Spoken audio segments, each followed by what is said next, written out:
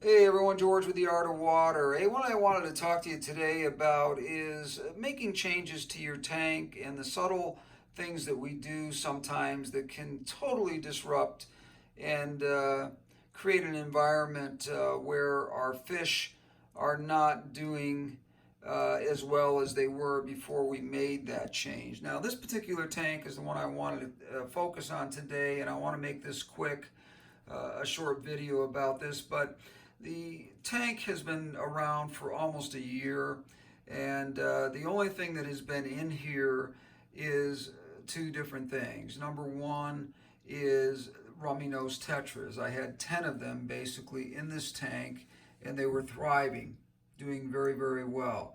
The only other thing I had in here with these guys was some auto cichlids that I used basically to make sure that if there were any outbreaks of algae or some subtle algae growth starting somewhere, that the auto cichlids were taking care of that problem. Now, the one change that I made here about 2 months ago is I had about 8 of these dwarf honey gouramis in a tank by themselves. Now, this was a 20-gallon tank that I had them in. They don't need that much space because they are a dwarf version of the honey gourami.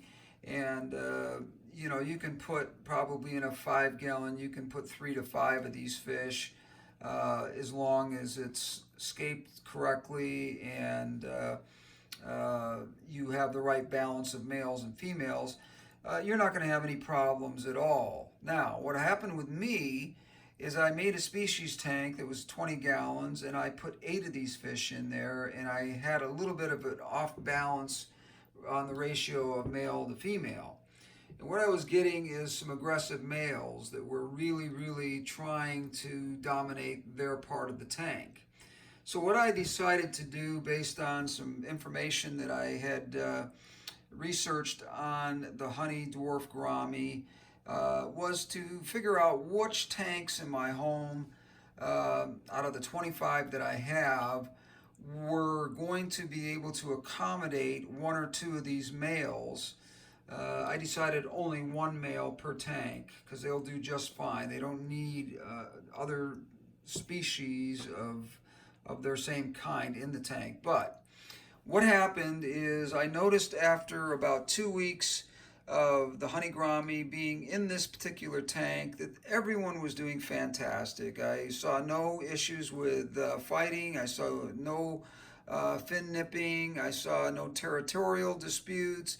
I saw none of that going on whatsoever. And I usually study my tanks pretty well after making a change like that, and I just didn't see anything going on. So I felt very, very content with what the changes that I made by putting this guy in here.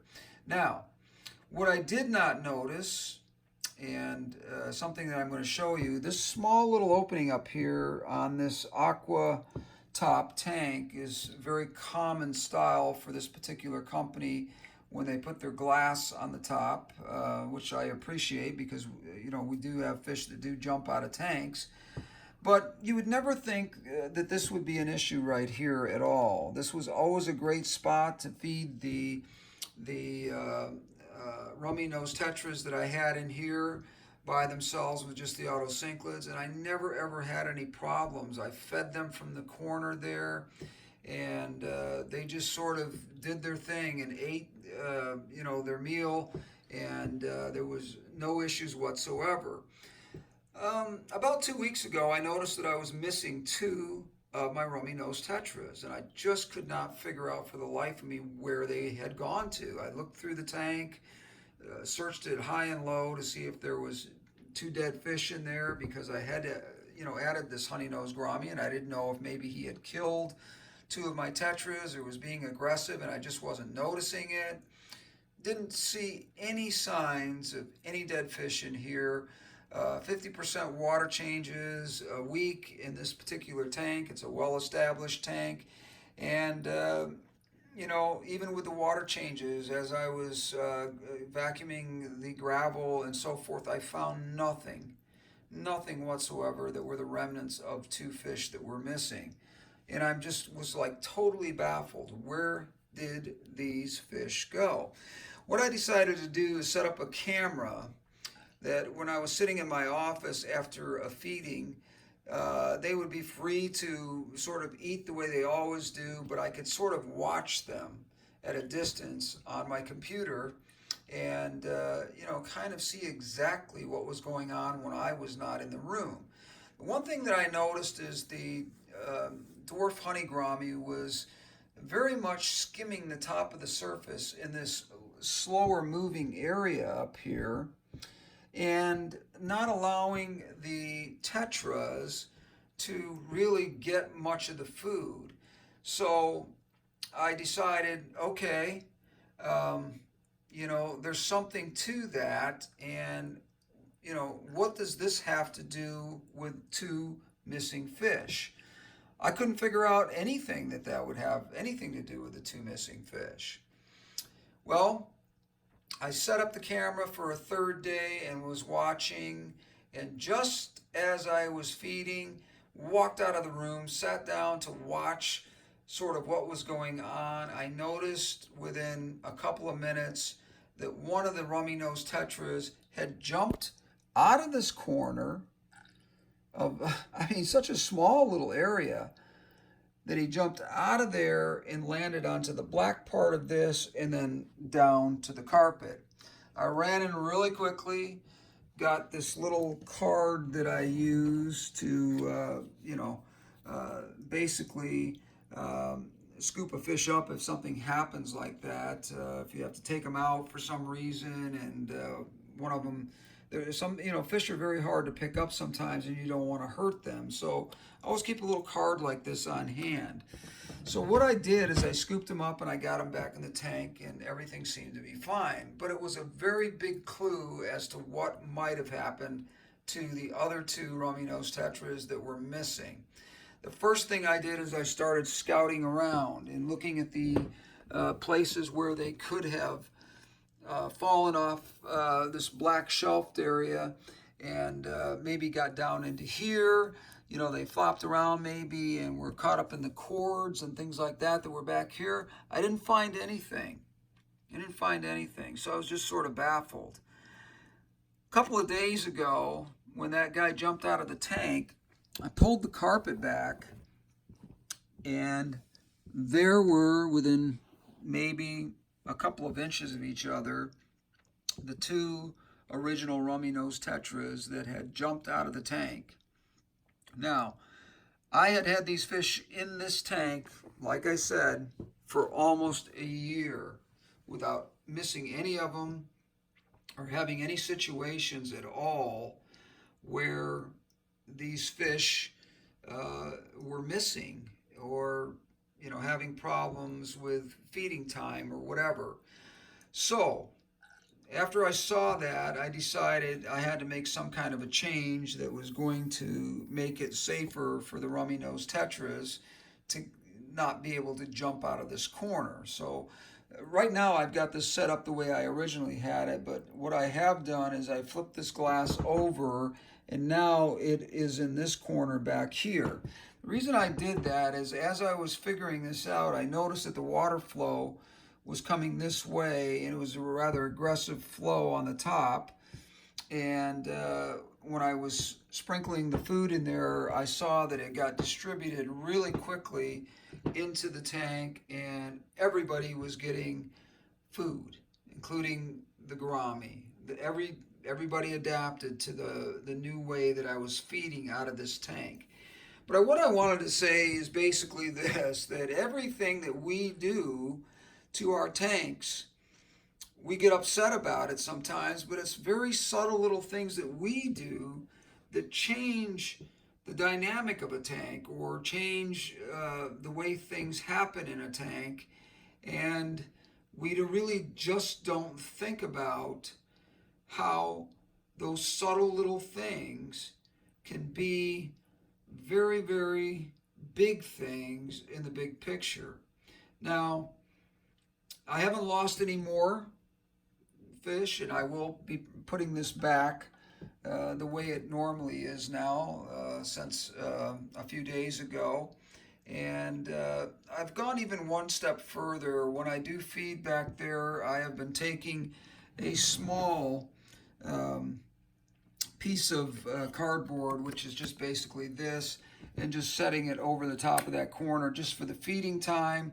I wait about 20 minutes and I come back in and I remove the card, and that sort of does the trick for making sure that even back here where it's very unlikely that they would jump out because of the water flow, they don't like really hanging out back there, that they were going to be fine, that we weren't going to have any of those problems. So, long story short, I didn't want to make this a long video, but I did want us to understand that all the subtle little changes that we sometimes make with our tanks and we don't think about, things can happen.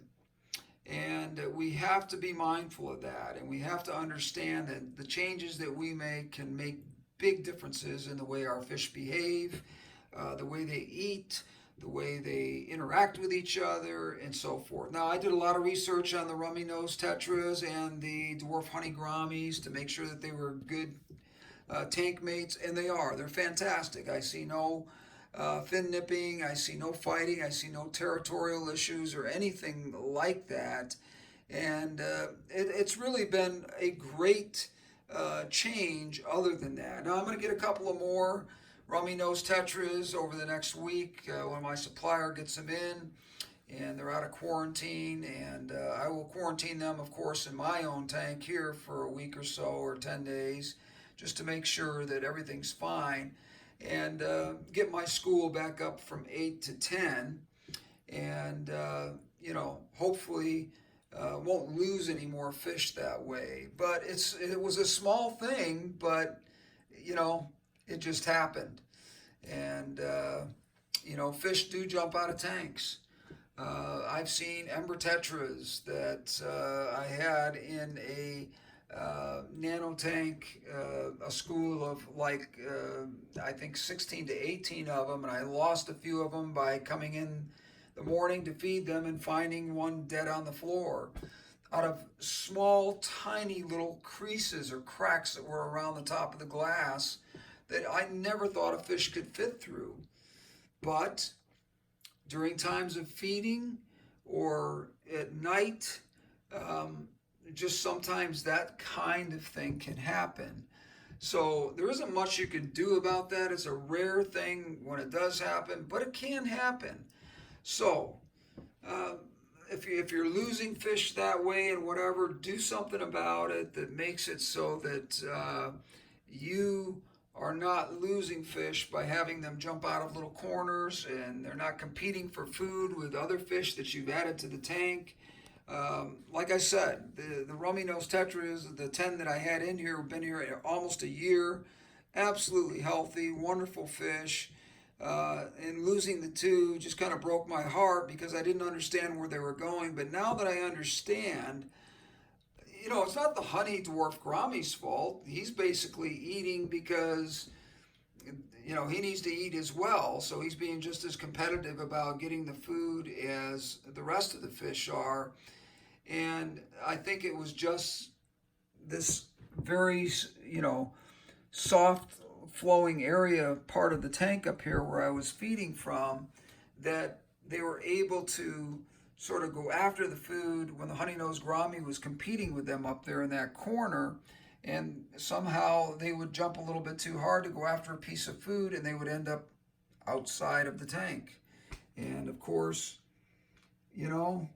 who would have thought?